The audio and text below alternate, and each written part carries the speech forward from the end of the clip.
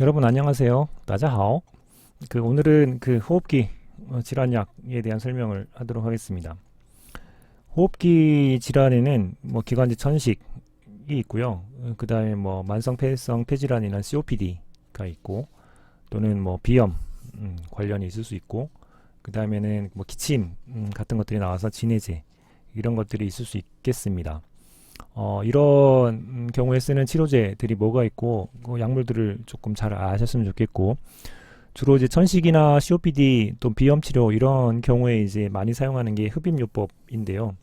그 흡입요법제를 사용할 때 하는 장치들이 뭐가 있는지 사용법에 대한 것까지도 익히셨으면 좋겠습니다. 그 천식을 보게 되면 기관지 수축 반응이 일어납니다. 그 1차 반응이 일어나고 2차 반응이 일어나는 방식으로 기관지가 급격하게 수축이 일어나서 호흡부전 같은 것들이 발생을 하게 되죠.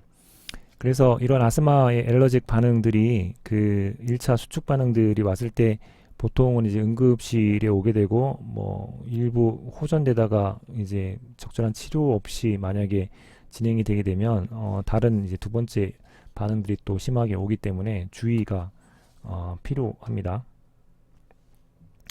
그래서 이제 1차 반응들이 올 때 메스터셀들을 중심으로 해서 임무글로빈 E 그리고 여러 가지 유코트리엔이라고 하는 그 염증에 관계된 물질들, 사이토카인류들, 그리고 림포사이트들 이런 것들이 몰려오게 되고요. 이런 것들이 몰려오고 나면 그 에시노필, 그 유트로필 같은 것들이 나와서 염증 반응들이 이제 일어나고, 이런 식으로 기관지가 위축되고 그 여러 이제 염증과 관련되어 있는 물질들이 기관지에서 나오는 형태로 되는 게 대표적으로 아스마라고 보시면 되죠. 그래서 보시면 첫 번째로는 그 AOL이 그 수축이 일어난다 라는 것하고, 그 다음에 혈관이 이완이 돼서 여러 가지 그 부종을 일으킬 수 있는 물질들이 방출된다 라는 측면들, 두 가지 측면들을 고려한다면 아스마를 치료하는 치료 목표는 이것도 완전히 그 큐어할 수 있는 게 아니라 케어하는 개념입니다. 증상을 좀 완화시키는. 그 첫 번째 증상은 보게 되면 기관지가 수축되는 증상이죠. 이것 때문에 호흡이 가빠지고 하는 일들이 벌어져서 기관지 이완제들을 사용할 수 있게 됩니다. 이런 경우를 쇼텀 릴리버라는 표현을 쓰게 되죠. 왜냐하면 아주 빠르게 수축되는 기관지에 대한 부분들을 확장을 시켜야지 그 문제를 우선 해소할 수 있기 때문에 그렇습니다. 여기에 쓰는 약들이 베타2 아고니스트, 메틸잔틴 드럭, 안티뮤스카릭 에이전트 이런 종류들이 있고, 뒤쪽에서 조금 더 자세한 설명들을 하겠습니다. 그 다음에 두 번째 치료 목적들은 그 무코살 같은 것들이 두꺼워지고, 이것 덕분에 이제 부종 같은 것들이 생기고 여러 가지 그 점액 물질들이 이제 점막에 이제 생기는 일들이 벌어지게 되겠죠. 염증이 이제 악화되는 상황이 됩니다. 따라서 두 번째 치료 목표들은 안티인플라메토리 에이전트를 치료하겠죠. 항염 작용을 하는 것들을 치료해 주는데, 거기에 해당하는 녀석들은 뭘 하는지, 이 녀석들은 대체로 롱텀 컨트롤러에 해당하겠습니다. 일시적인 증상보다는 장기적으로 이런 악화에 대한 부분들을 조절할 목적으로 처방들이 이루어지는 거겠죠. 그러면 그 처음으로 그 해야 될 것들은 기관지를 이완시키기 위해서 어떤 녀석들이 작용하는가를 보시면 되는데, 그 아데닐 사이클레이즈 같은 것들이 효소가 작용해서 사이클 AMP가 많이 만들어지면 기관지가 이완을 하게 됩니다. 그리고 이런 이완들을 促진시키기 위해서 작용하는 걸로 베타 아고니스트를 쓴다라고 하는 거죠. 그 베타 수용체를 작동을 시키면 아데닐 사이클레이즈가 강화가 돼서 기관지 이완 기능들을 하게 됩니다. 이렇게 작용하는 그 베타2 셀렉티브 아날로그들이 개발된 것들이 여기에 있습니다. 초반기에는 그 넌 셀렉티브를 썼었죠. 베타 1 그리고 베타2 모두를 그 억제하는 에피네프린, 노르에피네프린 이런 것도 있는데 저 녀석을 함부로 쓰면 그 천식에 뭐 좋지 않은 거라는 것들은 뭐 바로 이해를 하시겠죠. 그 심장에도 작용을 하는 약들이기 때문에 그렇습니다. 그래서 베타2 셀렉티브 아고니스트들을 개발했고, 이 개발을 할 때 그 이소프로파놀 같은 경우도 마찬가지로 베타1, 베타2 넌 셀렉티브고요. 나머지 같은 것이 그 베타2 셀렉티브고, 이렇게 구분해서 그림 지어진 것들은 여기는 긴 시간 농 액팅 하는 베타2 셀렉티브 아고니스트 라바라고 부르고요. 여기 있는 것들은 숏 액팅 베타2 셀렉티브 아고니스트 사바라고 불리우는 작용 시간에 따른 분류라고 보시면 되겠습니다. 이 베타2 셀렉티브 아고니스트를 주게 되면 어떠한 상황이 벌어지냐? 이건 뭐 부교감 신경을 자극하는 형태라고 보시면 되죠. 그래서 스무스 머슬이 이제 이완이 되는 일들이 벌어지고, 그리고 기관지 수축과 관계되어 있는 뭐 몇몇 가지 물질들을 억제하는 작용들을 하게 됩니다. 그래서 천식 치료에 사용할 수 있게 되고요. 근데 이제 부작용으로 생각해 봐야 될 것들은 베타1도 이제 때에 따라서 작용을 해서 생길 수 있는 문제가 있죠. 베타1들이 작용을 하게 되면 타키카디아라고 하는 진전이 벌어지거나 아니면 스켈레털 버스 트레머 같은 경우들이 벌어지게 됩니다. 빈맥이라든가 진전, 이런 것들이 생길 수가 있게 됩니다. 이런 베타2 아고니스트에 대한 종류들은 아까 설명하면서 말씀드렸지만, 짧은 시간 작용하는 녀석이 있고요. 그리고 긴 시간 작용하는 녀석이 있습니다. 줄여서 숏 액팅 베타2 아고니스트, 롱 액팅 베타2 아고니스트에 줄여서 사바, 라바라고 부르고요. 알부테롤이 대표적이고 살마테롤이 라바의 대표적인 제제가 되겠습니다. 그 다음에 염증을 억제하는 과정으로 천식의 이제 두 번째 표준 치료제로 사용하는 게 코티코스테로이드인데요. 코티코스테로이드는 전신으로 투여하게 되면 여러 부작용들이 많기 때문에 이날레이션 제제로 쓰게 됩니다. 그래서 이날레이션 되는 코티코스테로이드, 그래서 이렇게 이제 표현을 해서 쓰고 있죠. 리피드 솔루블 된 형태로 만들어져 있기 때문에 이날레이션 하더라도 기관지 점막 세포들에 이제 잘 흡수되는 형태들이 되어서 염증을 효과적으로 억제하는 작용들을 하게 되고요. 만약에 아스마가 심하다, 이럴 때는 오랄 부작용을 감수하고서라도 오랄 코티코스테로이드 제제 중에 그나마 상대적으로 부작용이 덜한 프레드니손 쪽으로 선택해서 사용을 하고 있습니다. 코티코스테로이드가 어떤 작용을 갖고 있느냐? 항염 작용을 갖고 있죠. 그래서 림포사이틱 또는 에스노필릭 하는 것들이 여러 이제 염증 반응에 작용하는 기능들을 억제를 하게 되고요. 그리고 염증 사이토카인을 만들어내는 것도 억제하고, 그 다음에 때때로 베타 리셉터에 대한 작용도 하고 있기 때문에 이날레이션 코티코스테로이드가 효과적으로 사용되고 있습니다. 어디에 아스마 기전적으로 보게 되면 이런 T 림포사이트, 그 다음에 에시노필, 여기를 이제 같이 억제해서 관계되어 있는 사이토카인류들을 억제한다거나 염증 반응에 관계하는 것을 억제하는 기능들을 갖고 있게 되죠. 코티코스테로이드의 사이드 이펙트를 보게 되면 부신을 서프레시 한다거나 또는 골다공증, 녹내장, 이런 것들이 시스테믹하게 들어갔을 때 생기는 문제라서 이날레이션을 주로 쓴다라고 말씀을 드렸죠. 근데 이날레이션을 쓰게 되면 생길 수 있는 문제가 뭐냐 하면 칸디다증 같은 것들이 이빈두 같은 거에 보여질 수가 있고, 그 다음에 그 쉰 목소리 같은 것들이 생길 수가 있습니다. 저도 지금 목소리가 쉬어가는데 이거는 지금 계속 강의를 오랫동안 하고 있어서 그렇습니다. 이런 그 이날레이션 했을 때 접촉하는 부위의 칸디다나 또는 쉰 목소리 같은 것들을 막기 위해서 그 풀어드럭 전구체 형태로 코티코스테로이드를 주는 경우가 있습니다.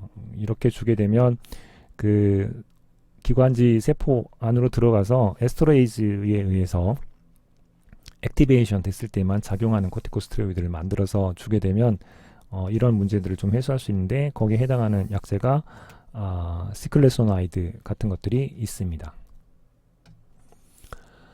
자, 왜 그 베타2 아고니스트하고 그 ICH 그 이날레이션 코티코스테로이드 그를 얘기했는지, 이날레이션 코티코스테로이드를 얘기했는지를 보시게 되면, 천식 치료를 위한 환자들이 오게 되면 상태가 마일드하냐 중간 정도냐 시비하냐에 따라서 이러한 그 에피소드가 뭐 일주일에 2번이냐 매일 있느냐 계속 있느냐 이런 걸로 이제 클래시피케이션을 하는 건데요. 이렇게 했을 때 치료하는 방식들을 보게 되면 퀵 릴리프로 전부 다 숏 액팅 베타2 아고니스트를 준다라는 걸 알 수 있고, 사바 그 다음에 롱텀 컨트롤러로는 단계에 따라서 낮은 도즈의 이날레이션 코티코스테로이드, 때때로는 라바를 추가하기도 하고, 더 심해지면 중간 도즈, 하이 도즈, 이런 식으로 두 가지를 기본으로 해서 천식 치료를 하고 있기 때문에 천식 치료의 기본 약들이 그 베타2 셀렉티브 베타2 아고니스트와 그 다음에 그 이날레이션 되는 코티코스테로이드 제제들을 사용해서 쓰고 있다. 이런 부분들이죠. 그 다음에 이제 추가적으로 조금 더 설명을 드리면 크로몰린하고 레도크로밀이 있습니다. 이런 식으로 생겼습니다. 이거 보시면 알겠지만 그 마스터셀에는 여러 알러지 같은 것들이 있는 히스타민들을 분비를 하게 되는데요. 여기를 보게 되면 외부를 이렇게 코팅을 하기 좋게 만들어져 있는 형태들로 되어 있죠. 이것들을 한번 상상해 보시면 그 마스터셀 같은 것들이 액티베이션 되는 것을 억제 작용을 하게 됩니다. 그래서 셀 멤브레인의 클로라이드 채널 같은 것들을 딜레이 시켜서 그런 일들을 막게 되고, 그리고 결국엔 마스터셀들이 그 항원의 반응을 하는 것들을 억제하게 되고요. 또 에스노필이라든가 뭐 이런 것들이 인플라메이션과 관련된 반응들을 억제하는 과정들을 겪게 됩니다. 그래서 굳이 따지면 메스트셀이 그 활성화되는 거, 에스노필이 활성화되는 것들을 조금 더 차단해주는 역할들을 하게 되죠. 이런 역할을 갖고 있는 그 제제이기 때문에 그 임상에서는 주로 이제 예방을 필요로 할 때 사용을 하게 됩니다. 그 때때로 사람들이 그 과격한 운동을 하게 되면 그 천식 증상이 나타나는 분들, 또는 뭐 3월에 꽃가루 같은 것들이 날리기 시작하면 천식 증상이 나타나는 분들, 또는 뭐 고양이 털이라든가 강아지 털 뭐 이런 거에 반응하는 것들 알고 계신 분들이 계시죠. 그래서 가능하면 그런 상황들을 피하는 게 좋지만 피할 수 없는 상황들이 있고 꼭 그곳에 가야만 됐을 때 사용해 볼 수 있는 게 이런 크로몰린이라든가 레도클로물 같은 것들을 예방적으로 쓸 수 있습니다. 예방적으로 쓸 수 있는 이유는 전신적으로 흡수가 잘 안 되기 때문에 부작용들이 상대적으로 적기 때문에 이제 그런 역할들을 할 수 있게 되죠. 그래서 엘러지에 의한 그 라이너 컨정티브티스라든가 이런 것들의 심톰을 줄여주는 역할, 또는 아스마의 심톰을 그 감소시키는 역할들을 해줄 수 있게 됩니다. 그 다음에는 그 유코트리엔에 대한 그 설명인데요. 유코트리엔도 그 만들어지면 그 여러 가지 염증과 그 천식의 반응에 이제 악화되는 물질들이죠. 아라키돈 애시드로부터 이제 만들어지는데요. 만들어지는 과정을 잠깐 보시면 아라키돈 애시드로부터 5 리폭시 기네이즈라고 하는 효소에 의해서 유코트리엔이 만들어집니다. 이렇게 만들어진 유코트리엔이 들어오게 되면 이 녀석은 유코트리엔 수용체하고 반응을 해서 세포나 뭐 기관지에 이제 여러 가지 반응들을 일으키는 작업들을 하게 되죠. 그래서 두 가지를 블록할 수 있는데, 하나는 5 리폭시게네이즈를 이니비션하는 방법들을 블록할 수 있고요. 두 번째는 이러한 유코트리엔에 해당하는 수용체 이 부분들을 블록을 해서 억제할 수 있게 됩니다. 유코트리엔 합성을 억제하는 5 리폭시게네이즈 이니비터의 대표적인 게 질루톤이라고 하는 게 있고요. 그 다음에 유코트리엔이 바인딩하는 리셉터를 타겟으로 하는 자피루카스트나 몬테루카스트 같은 것들이 있습니다. 유코트리엔 패스웨이를 이니비션해서 아까 했던 1차 천식 치료제로 잘 듣지 않는, 즉 베타2 아고니스트나 이날레이션 코티코스테로이드로 잘 듣지 않을 때 선택해 볼 수 있는, 추가적으로 고려해 볼 수 있는 것들에 대한 소개라고 보시면 됩니다.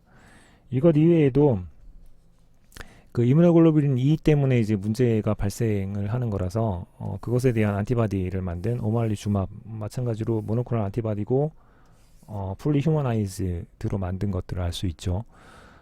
그리고 칼슘 채널을 블록한다거나 아니면 나이트릭 옥사이드를 해서 혈관을 충분히 이완 시키는 제제들도 아스마 치료에 이제 사용하려고 하고 있는 것들도 있습니다. 이런 것들은 좀 시비어하고 기본적인 증상 완화에 대한 걸로 접근이 잘 안 됐을 때 생각해 볼 수 있는 제제들이라고 보시면 되겠죠. 그 다음에는 만성 폐쇄성 폐질환 치료에 대한 약물입니다. 크로닉 obstructive pulmonary disease COPD라고 줄여서 얘기하고요. 진행성이고 지속적인 증상을 특정으로 하고 비가역적으로 기도가 계속 폐쇄되는 질환이죠. 따라서 이 질환도 치료하기는 어렵고 기관지 확장을 목적으로 하는 제제들을 계속 병용적으로 이제 치료를 한다거나 아니면 코티코스테로이드 같은 것들하고 이런 장시간 작용성 기관지 확장제 추가적으로 처리를 해서 하는 방법들을 씁니다. 베타2 아드레날린 작용제 또는 항콜린제, 무스카린 기량제 이런 것들이 왜 기관지 확장에 작용하는지는 익히 잘 알고 계실 거고요. 코티코스테로이드 제제는 왜 쓰는지도 천식할 때 다 말씀드렸습니다. 그래서 페이션트 그룹이 로우 리스크에서 하이 리스크로 가면서 어떤 퍼스트 드럭들을 쓰는지를 한번 보시면 로우 리스크일 때는 숏 액팅 베타2 아고니스트만 쓰다가 리스크가 점점 커지면서 롱 액팅 안티콜리너직 그 다음에 롱 액팅 베타2 아고니스트 더 심해지면 인할레이션 코티코스테로이드까지 섞어서 처방을 하고 있는 것을 볼 수 있습니다.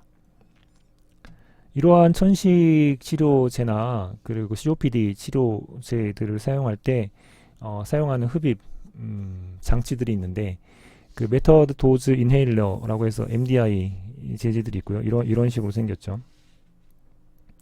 그 다음에 건조분말이라고 그래서 굉장히 분말을 해가지고 도입하는 드라이 파우더 인헤일러라고 하는 것들이 있습니다. 정량식 흡입기는 이곳을 누르게 되면 일정한 정도가 분무가 되고 굉장히 빠른 속도로 깊게 숨을 들여셔서 기관지에 이제 들어가게 하는 방법들을 선택을 하고요. 건조분말은 이 부분들 돌리면 건조분말이 딸깍하면서 장착이 돼서 분말을 기관지로 흡입해서 넣는 일들을 벌이게 되죠. MDI나 DPI 제제들을 처방을 하게 되면 처방받는 환자분들한테 적절한 사용법에 대한 교육을 잘 시키는 게 중요합니다. 그래서 어떻게 사용을 하십시오라고 하는 것들이 필요해지고, 특히 노인분들 같은 경우에는 이 분무된 것들을 한 번에 충분히 흡입할 수 없어서 이렇게 도움 주는 스페이서 같은 것들을 통에 뿌려놓고 천천히 이제 들이쉬도록 하는 방법들이 있고요. 드라이 그 파우더 이날레이어 같은 경우에는 그 파우더로 되어 있는 약이라고 생각해서 꿀꺽하고 삼켜서 위로 집어넣는 그 오복용 같은 것들이 꽤 많이 일어납니다. 그래서 이런 부분들은 조금 주의가 필요하다라는 말씀을 드리고 잠깐 보여드리겠습니다. 자, 대표적인 거 몇 가지만 보여드리겠습니다. 자, 이렇게 생긴 게 MDI 제재인 거죠. 여기 열게 되면 이런 식으로 그 작동을 하도록 되어 있습니다. 이렇게 분무된 것들을 천천히 들여 마시게 되어 있고요. 그 입으로 해서 아니면 스페이서 같은 것들을 같이 이용해서 쓸 수 있는 게 되어 있고, 그 다음에는 이런 형태의 이런 형태의 그 DPI 드라이 파우더 이날러 제제가 있습니다. 이것들은 열게 되면 그 이쪽을 통해서 딸깍해서 장착을 하게 되어 있고, 이것을 입에 대고 훅 해서 그 기관지로 복용을 하는 방식으로 되어 있고요. 아까 그 그림에 나왔던 이런 식의 터브얼러라고 해서 이것도 마찬가지로 이렇게 돌리면 딸깍 소리가 나게 되어 있고, 여기에 이제 약물이 얼마큼 나왔는지 표시를 하고, 마찬가지로 파우더를 흡입해서 먹는 형태로 되어 있습니다. 자, 여러분들한테 이해를 돕기 위해서 실무에 대한 교육용 기자재를 조금 보여드렸습니다. 잠깐 조금 더 보시게 되면 정량식 흡입기가 이제 이런 식으로 생겼고요. 예, 스페이서 같은 것들이 이렇게 생겼고요. 사용하는 방법들은 충분히 흔들어 줘야 되고, 숨을 내쉬고 입에 문 다음에 누르면서 천천히 숨을 들이마십니다. 거의 뭐 10초간 들어 마시면 제일 좋죠. 그리고 바로 내쉬지 말고 가능한 10초까지 들어 마신 상태로 참습니다. 그리고 중요한 것들은 이렇게 참고 나서 입 안을 잘 헹구어 주는 게 중요합니다. 왜냐하면 남은 것들이 칸디다증이라든가 쉰목소리 같은 것들을 낼 수 있는 부작용들이 나타날 수 있다라고 말씀을 드렸었죠. 그리고 에어로졸이 없는 흡입이기 때문에 손으로 누르면서 흡입하지 않아도 되고, 가능한 힘껏 빨아들여서 건조분말을 기관지로 흡입하는 제제입니다. 실수하기 좋은 것들이 파우더라는 것들로 생각을 해서 위 내로 이제 꿀꺽 삼키는 경우도 있기 때문에 교육을 조금 잘 필요가 있게 됩니다. 그 다음에 이제는 알레르기성 비염. 비염은 코점막의 염증 때문에 재채기나 묽은 콧물 또는 충혈 이런 것들이 생기는 걸 특징적으로 하죠. 그래서 H1 수용체 기량제 이거는 잘 이해할 수 있을 거고, 그리고 비강용 비에 이제 스프레이 형태로 뿌리는 코르티코스테로이드 염증을 막기 위해서 이것도 이해할 수 있을 거고요. 크로몰린이라고 해서 마스터셀이나 에시노필이 반응해서 리스판스 하는 것들을 억제하는 예방적으로 주로 쓸 수 있는 녀석이 있다라는 것까지도 이해할 수 있을 겁니다. 비염에서는 조금 생각을 해보셔야 될 게, 비강 점막에서 모세혈관이 확장이 돼가지고 콧물이나 이런 것들이 계속 나오는 형태거든요. 그래서 확장된 세동맥을 수축시켜 줘야 될 필요가 생기게 됩니다. 그렇기 때문에 알파 아드레날린 작용제를 쓴다 라는 것을 조금 여기 이해하시면 좋겠습니다. 왜냐하면 천식이나 COPD 다 확장에 대한 개념들로 접근했는데, 여기서는 비충혈 때문에 생기는 세동맥을 수축시키는 게 증상을 완화시키는 데 필요해서 알파 아드레날린 작동제를 여기서 쓴다. 문제는 3일 이상 사용하면 안 좋습니다. 오히려 코충혈이 더 심해지거나 기도저항 같은 것들이 문제가 되는 상황들이 발생할 수 있게 되죠. 그 다음에는 기침에 사용하는 약물입니다. 기침은 호흡기계의 중요한 방어 기전입니다. 따라서 진해제 치료하는 것들이 꼭 필요한가에 대한 것은 확인할 필요가 있게 되죠. 몰핀 합성 유도체를 만들어서 약간의 탐닉에 대한 부분들을 조금 줄인 상태로 만든 게 덱스로메트로판이라고 하는 게 있습니다. 이 녀석이 하는 그 기전들은 중추신경이 기침 반응에 반응하지 못하도록 감수성을 감소시키는 역할을 하게 되고요. 그 탐닉성들을 줄여서 만들었기 때문에 진해제로 사용할 수 있게 되어 있습니다. 그 진해 용량에서는 진통 효과는 거의 없는 상태이고요. 그 다음에 그 벤조나테이트라고 하고 있는데 이 녀석은 말초신경에서 기침 반사 같은 것들이 일어나지 않도록 말초신경을 억제하는 작용들을 하게 됩니다. 부작용들은 어지러움이나 또는 혀나 입 또는 목의 감각들이 조금 없어지는 마치 마취가 된 것처럼요. 그런 사용으로 기침에 쓸 수 있는 약들은 있지만 다시 한번 주의사항들은 이것들이 적절한가라는 것들을 확인하는 필요가 있겠다라고 하는 겁니다. 자, 이상과 같이 그 천식, COPD, 비염, 기침과 관련되어 있는데 어떤 것들을 쓰는지에 대한 설명을 드렸습니다.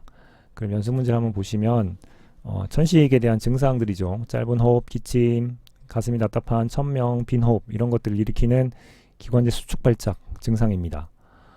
이런 경우에 이런 증상들을 신속하게 완화를 시킬 필요가 있는데 그때 쓰는 요법은 어떤 제재를 쓰는 걸까요? 라는 것을 한번 찾아보시라는 문제고 다른 것들도 천식에 쓸 수 있는 약들인데 어떤 특징들을 갖고 있는지 동시에 같이 정리하시면서 이 장들을 이해하셨으면 좋겠습니다. 고생하셨습니다.